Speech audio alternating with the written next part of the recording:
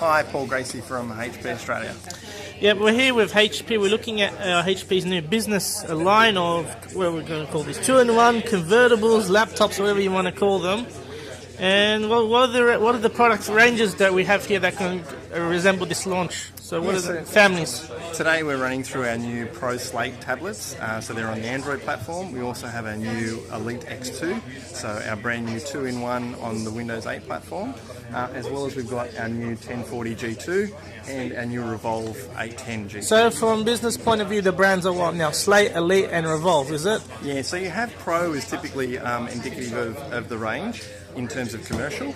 You'll have Pro Slate, which is Android, and then Pro Tablet, which is Windows. You also have our standard ranging that's been across commercial for some time now, our Elite and our Pro Notebook and 2-in-1 ranges. All right, yeah, so that continues from before we had ProBook as a medium. Absolutely. We still have ProBook today.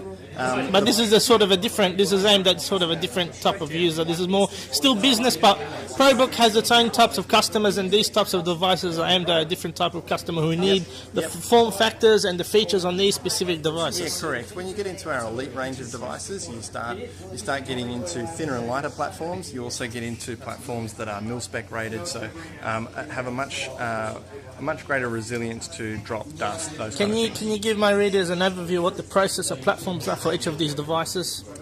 Yeah, running through, I mean, the Android devices are all quad-core architecture. So who's the processor supplier of that ARM for the Android? Chip, I'll have to check for you. It'll be in your information pack. I think I heard Qualcomm mentioned, so I'd need to double check for you, just so I don't give you the wrong thing. Yeah, just from our point of view, reviewing these different devices and tablets, choosing Qualcomm for a tablet is a bit of a strange is not the right word we're looking for, but maybe it's unusual because typically Qualcomm are used in more of phones these days, and the use in the tablets is a bit decreasing. Look, that may be a fair point. The slates that we're introducing here are more around how will these be utilised for business. So in terms of, yes, processor is always going to be a main factor for people, not because of the chip, but because of what's the performance on the tablet. So performance, I think you'll find is very, very acceptable.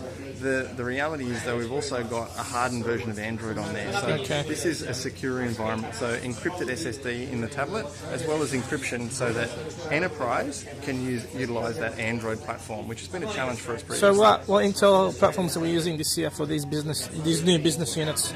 Yeah, so a lot of these are based on the Broadwell architecture. So these are all Gen 5s. So Broadwell U, Y, M. Both Core M and Core I are arranged in this product. And they come with multiple variants, so some can be configurable to either. So there isn't a hard and fast rule on what type of devices get a Core M, for example, versus a Core I?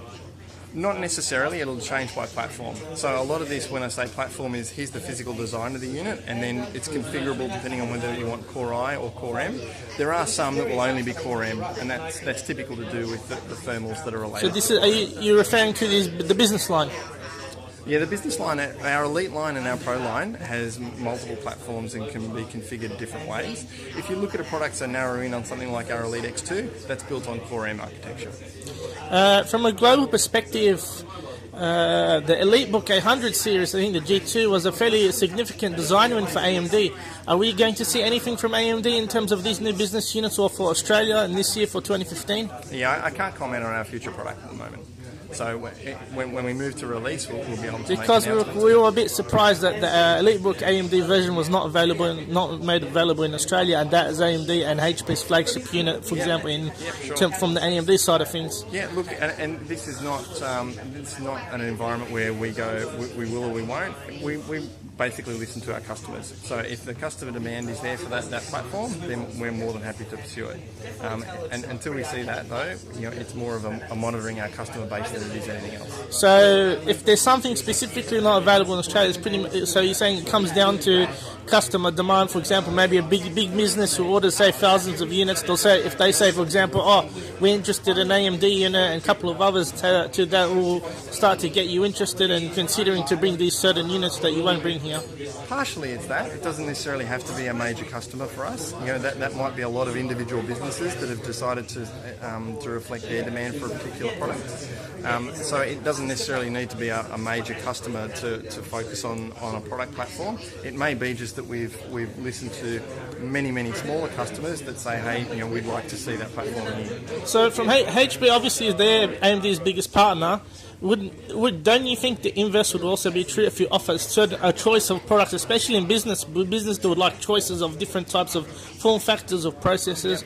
Wouldn't it also be prudent to offer different choices, and the customers can make the decision whether they want, for example, Intel or AMD? Which we do. There's still AMD processors along, our consumer. Yeah, range for the still consumer has line, but not AMD. for the business. We do have AMD available in some of our desktop ranges, so there is a choice point there for sure. That's not us restricting anything. Okay, thank you for talking to us, Paul. Thanks very much. Appreciate it.